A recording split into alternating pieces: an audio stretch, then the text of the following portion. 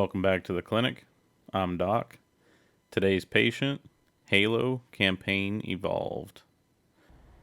As you can see, this footage does not look right or does not look normal for Halo. Well, that's because we're using exploits that are actually built into the game, and that's how I'm able to get the different looking armor, the infinite grenades that are happening right now, so you see all that chaos. So if you'd like to know how I did all that, I'm about to show you, because these exploits, oh, they are amazing, and they make this game way more interesting than just the base vanilla game. Alright, so you're going to start a new game. I'm going to play on Legendary. This is my third playthrough, but you want to go to modifiers first, and you're going to see that you can change some pretty interesting things there. And then also, you can get skulls. The skulls, you have to play through the game in order to get the skulls. I'm going to show you as we play some of the skulls I picked up along the way. But those modifiers, those are where things really get interesting in the game. You can put them to whatever percent you want. I went max on everything. You play how you want to play. So what I did for my playthrough was I wanted to only use a pistol, and I'll explain more to that later, and grenades, specifically the plasma grenades. Plasma grenades because they're sticky grenades, and they're amazing. As you see so far in the footage, I'm playing the first 3 base missions that come with the bonus missions that come with the new game. Absolutely amazing. Highly recommend you play those first. So I want to do a few things in this playthrough. One, I want to play it on Legendary, pistol, plasma grenades, see how the game is with the exploits and the skulls. Next thing I want to do is I really want to address how is the game. Not necessarily like a review that you would see on like IGN or something like that. More of a realistic review of who is this game truly actually for, and how do you make the game fun if you don't think it's fun. So, as most people probably have already looked and seen online, this game has a lot of hate already on it. I think the game is actually really amazing. So before we get into any of that, I just want to talk about this pistol real quick. This pistol is absolutely amazing. And if you watched any of my previous videos, yes, I love the Needler. It's truly amazing. But the Needler does have some downsides that we'll cover shortly. Right now you can see me grabbing one of these skulls. I shot the 2 flames up in the sky there, or up on the wall. And then that door opens up, and then the skull is exposed. Here I'm just throwing some sticky grenades, and there is a ton of sticky grenade moments that I didn't even include in this. Probably a couple hundred, because you don't always get a pistol. So that's why I didn't just do pistol only. I had to have at least something to be able to kill things with. And right there was another epic grenade kill. I almost threw that grenade halfway across the map and stuck that guy. So the reason why I chose the pistol out of all the weapons in the game is it can shoot at very far distances, and it's actually one of the most powerful guns in the game. So it has the most versatility. As far as the Needler goes, I love that gun. It's probably actually my most favorite gun in the game. Downside is it just does not get good reach, at least not in this game. I remember in Halo 3, which actually I just did a playthrough on that, it seemed to shoot a lot further. So I don't know if they changed that in this game, but I didn't mind it. It's okay because I actually enjoyed using the pistol. As you can see, I'm getting another skull here. To get that one, very difficult if you don't know what you're doing. Highly recommend that you look at one of the guides online. That's what I did, and it'll walk you through it and make your life a heck of a lot easier. Another skull there. And as you get these skulls, you can go back to the main menu and activate them. So you don't have to wait to the end of the game to actually use them. So that was one of the cool things that I actually did along the way in my playthroughs. And like I said, I did 3 playthroughs. My very first one, I didn't do any skulls, and I played it on easy, and I truly just enjoyed the storyline again. And I'm glad I did that because it just took me back to my childhood when I originally played this. And it was truly amazing then and now. And that's the thing that I want people to understand You know, I was talking earlier about there's a lot of hate already online about this game. I don't understand why 100% yet, but I think I got a pretty good understanding that I can actually maybe help bring some light to people on this game. When you look at those reviews online, and these people are hating on it, one, I do believe it is for clicks. Really, after I watched a whole bunch of them, because I was really truly trying to understand what angle were they coming from. And what it is they didn't like the fact that it's just a remake. And I think that they didn't say this, but I think what they wanted to say is, why didn't they make Halo 6? That's where I think it all comes down to. They wanted a whole brand new game, and they didn't get one. I get it, I understand, but this is what we got, so I'm going to enjoy it. And I know in previous Halos, I believe they had the skulls, and they had some of these exploits that you could do. I never did it. I actually took a break on gaming for a while, and I'm just coming back to it, and I'm loving it. I'm actually glad that they remade this game, and I want other people to at least try it. Don't just shoot this game down. I mean, look at what I'm doing. I'm literally flying through the air with almost essentially infinite health and infinite ammo, infinite grenades. It's crazy. And I'm about to go off the map and do all sorts of crazy stuff. So I think you should really take the time to try to enjoy the game, play the story mode, do it the right way, right? The way I guess the vanilla game originally is. But then use the exploits, use the skulls, do the crazy stuff, because I'll tell you what, it's a lot of fun. So as you can see, I'm looking at all of these soldiers because I'm trying to see if one of them has a pistol. Well, the answer to that was no. So we're going just grenades at this point. Check this grenade throw out right here. Oh my god. Now obviously that was pure luck because I threw it over the rock. I had no clue it was going to land there. But that's the beautiful part about infinite grenades. You just keep chucking them the entire time. Now granted, you chuck them in the wrong place or you're in tight quarters, you're going to die a lot. It's okay. But in the end, it was just a ton of fun. As you can see, and I was actually, most of this footage is, it feels like it's fast paced because of the way it's edited. But it's actually that fast. Like, you are flying through this map because the exploits and the skulls. It was crazy how fast I was able to play the game on the third round on Legendary. I zoomed through this game. It was insane. So, I did, in that very first set of footage I showed you guys, I had everything cranked to 11 as far as modifiers go. It was all the way up. And then with the skulls, I had the hardest one set. And I won't lie, I didn't quite enjoy that. Like the third person, your enemies have more health, they do more damage. I did everything that like the game could basically throw at you that still kept the game semi-normal, because there's some really funky skulls that you can select. But overall, that was really hard. So if you're looking for a really difficult challenge, setting it to Legendary and putting those skulls on, oh my god, you're going to have a blast. So if that's what you're really looking for, is that really challenging level, do it, because you're going to enjoy it. So I want to kind of talk about what we're going to be seeing here in a minute. And one of the things I enjoy doing is breaking games. And with these exploits, you're able to fly around the map, and you're essentially skipping a ton of portions of the game, right? Different fights, different checkpoints. Well, I broke this game pretty badly. I actually almost thought I was going to have to start over, at least on this mission. If you just watch here in a second, you're going to see something interesting happen. To you. Right after this guy, it's going to clip to a black image and then me falling.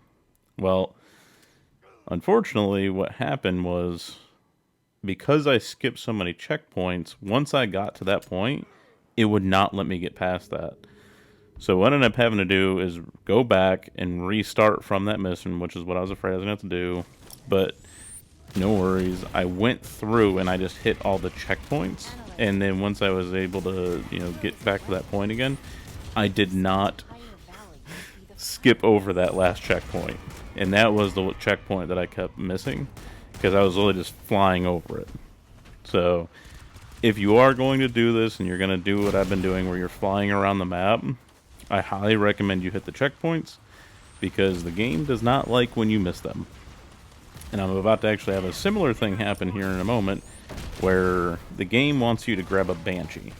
Well, you don't need a Banshee when you can just fly around and check out that grenade throw. Oh my god, another epic one. But you don't need a Banshee when you can just hit A twice and you're off like a rocket, right? Well, game doesn't like that. So you're about to see what I was talking about with this pistol. Now, with this pistol, watch me snipe these guys across the map. This is insane. You're not doing that with a needler. I mean, that was a headshot. I don't know if you've seen that explosion, that confetti explosion. That's one of the skulls you can get. I headshotted that guy from across the map. So this is the reason why I went with the pistol for my challenge that I did for myself. So in this next section of the game, we're really going to start getting into where the Hordes are at. And this is where I think Halo changed gaming. We had alien invasion and zombie apocalypse literally in the same game. And that's truly where it changed things. This guy, he's going to drop a skull once you shoot him in the head. Boop. And there's your skull. You're going to have to get online in order to get all of those. There is 39 skulls, and there's a ton of easy ones. But my god, there are some very difficult ones. So with the skulls, I did it kind of the hard way, but I did it for myself because I wanted to see if I could do it. But I did it without using any of the modifiers. I only used a couple of skulls as I was getting them through the playthrough. But I really wanted to see if I could do it without having the modifiers on. The modifiers truly make you almost a god. And that's why I didn't want to do that till my third playthrough.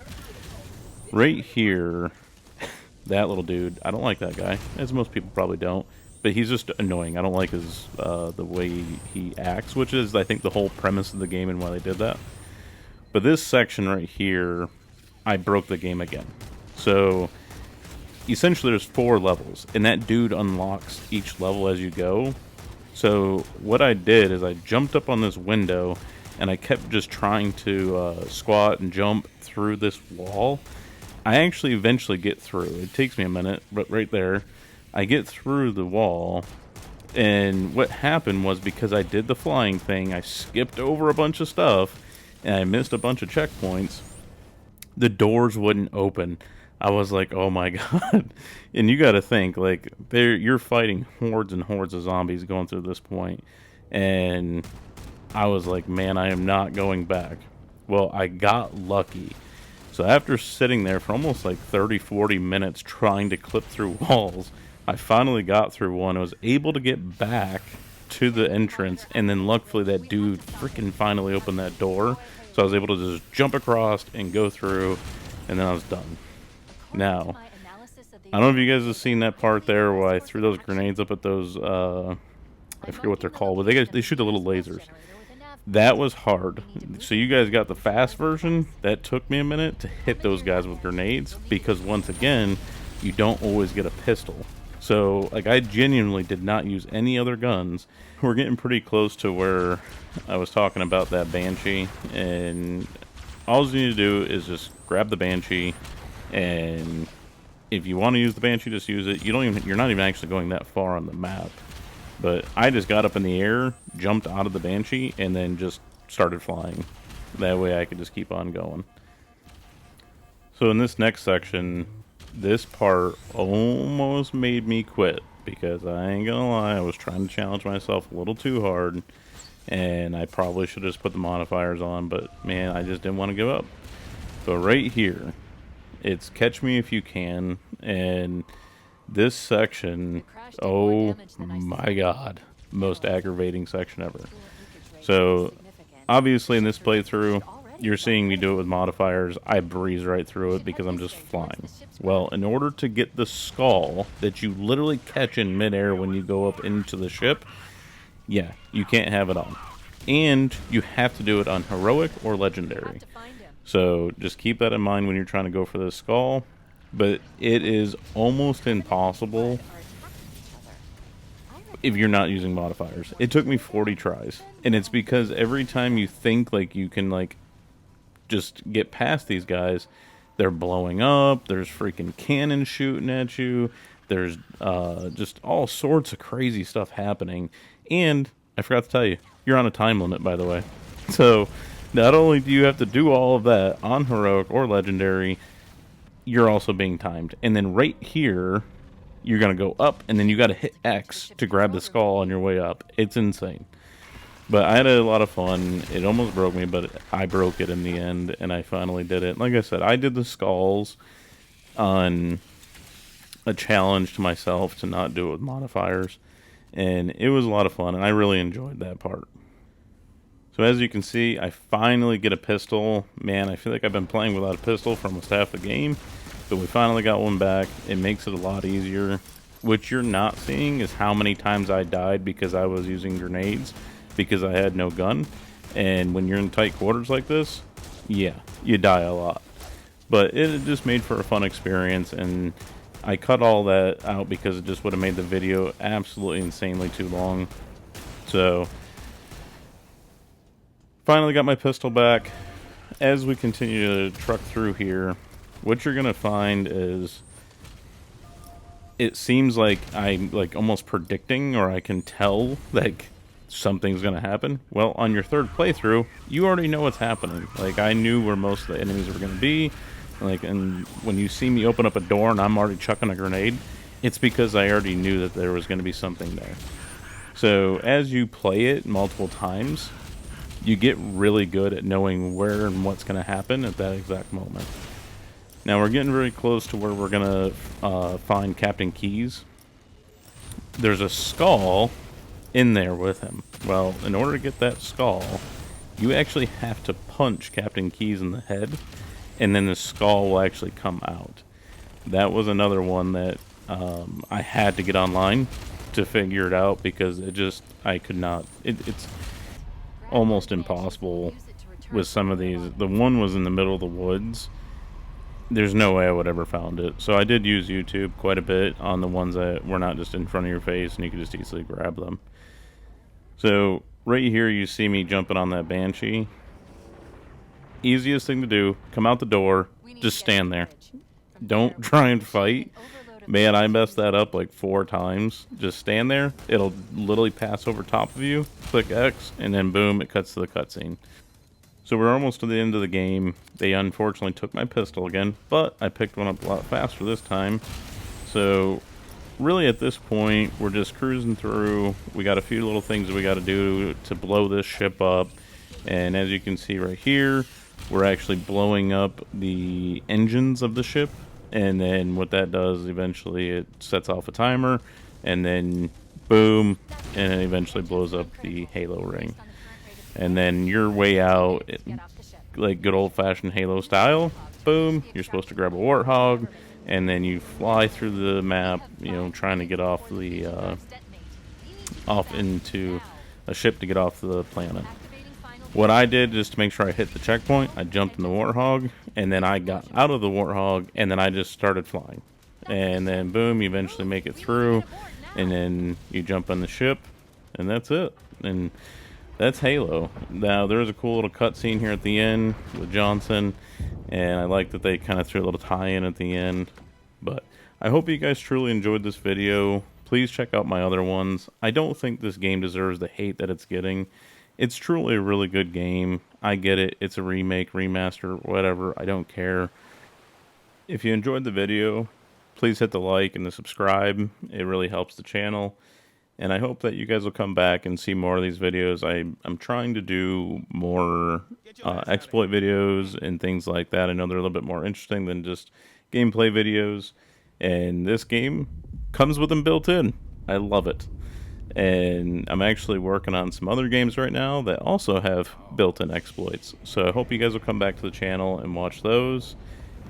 And also, leave some comments down below on games that you guys would like to see next. And any games that you guys have maybe an idea of what we could do for exploits and glitches and things like that. So thank you guys so much. Have a great evening. See you in the next video.